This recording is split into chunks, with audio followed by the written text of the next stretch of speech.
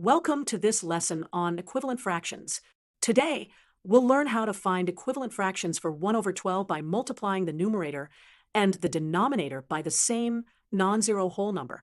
We'll go through several examples using common multiples. Equivalent fractions represent the same portion of a whole, even if they use different numbers. To find them, we simply multiply both the numerator and the denominator of 1 over 12 by the same non-zero whole number. This doesn't change the value of the fraction.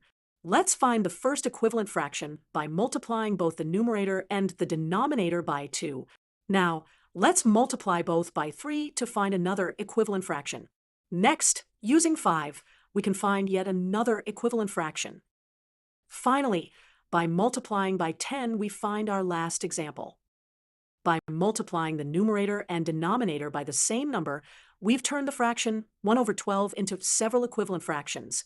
No matter how big or small our multiplier, our fractions represent the same portion of a whole.